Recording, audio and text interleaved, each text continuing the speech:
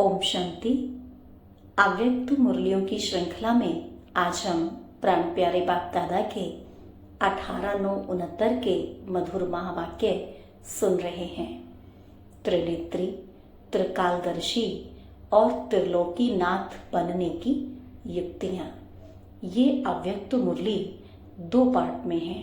इसका एक पार्ट हम पहले सुन चुके हैं, आज हम सेकेंड पार्ट सुनेंगे।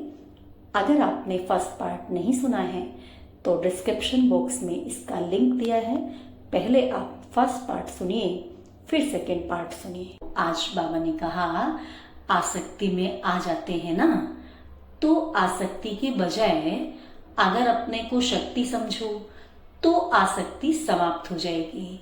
शक्ति न समझने से अनेक प्रकार की आसक्तियां आ जाती हैं। कोई भी आसक्ति, चाहे देह की, चाहे तो देह के पदार्थों की, कोई भी आसक्ति उत्पन्न हो तो उस समय यही याद रखो कि मैं शक्ति हूं। शक्ति में फिर आसक्ति कहां? आसक्ति के कारण उस स्थिति में आ नहीं सकते हैं, तो आसक्ति को खत्म कर दो। इसके लिए यही सोचो कि मैं शक्ति हूं। माताओं को विशेष कौन सा विघ्न आता है? बाबा ने पूछा माताओं को विशेष कौन सा विघ्न आता है? तो कहा मोह।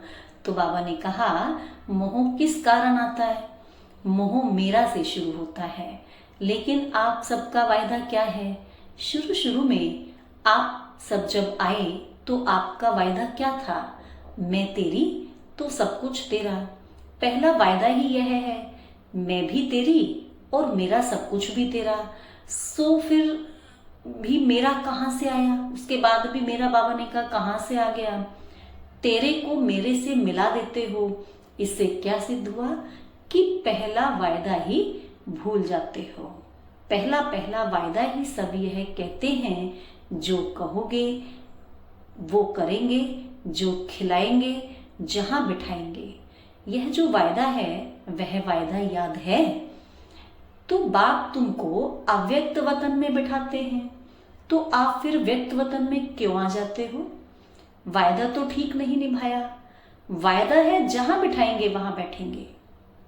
बाप ने तो कहा नहीं कि व्यक्त वतन में बैठो। व्यक्त में होते अव्यक्त में रहो।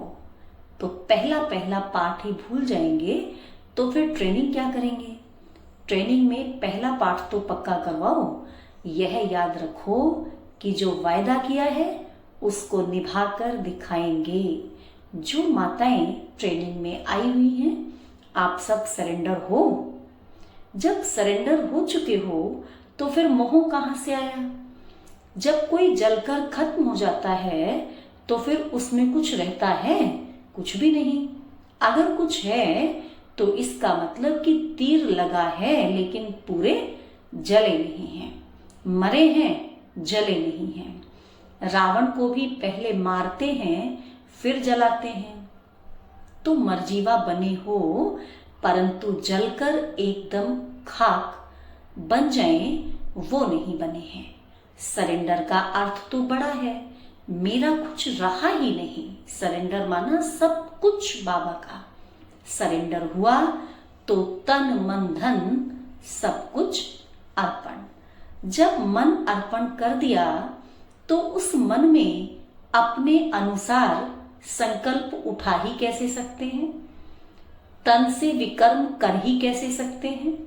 और धन को भी विकल्प अथवा व्यर्थ कार्यों में लगा ही कैसे सकते हो? इससे सिद्ध है कि देकर फिर वापस ले लेते हैं।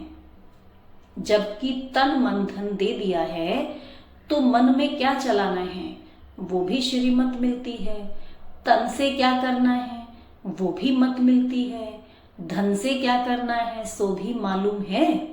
जिनको दिया उनकी मत पर ही तो चलना होगा। जिसने मन दे दिया उसकी अवस्था क्या होगी? मन मना भाव। जिसने बाप को अपना मन दे दिया तो बाबा कहते हैं उसकी अवस्था क्या होगी? मन मना भाव, यानी कि मन हमेशा बाप से जुटा रहेगा। उसका मन वहां ही लगा रहेगा। इस मंत्र को कभी भूलेंगे नहीं। और जो मन मनाभाव होगा उसमें मोह हो सकता है। तो मोहजीत बनने के लिए अपने वायदे याद करो। यहाँ ट्रेनिंग से जब निकलेंगे तो आप कौन सा ठप्पा लगवा कर निकलेंगे? तो कहा मोहजीत का। अगर मोहजीत का ठप्पा लग जाएगा तो सीधी पोस्ट ठिकाने पर पहुंचेगी, और सीधा ठप्पा नहीं होगा तो पोस्ट ठिकाने पर नहीं पहुंचेगी। इसलिए ही ठप्पा जरूर लगाना है।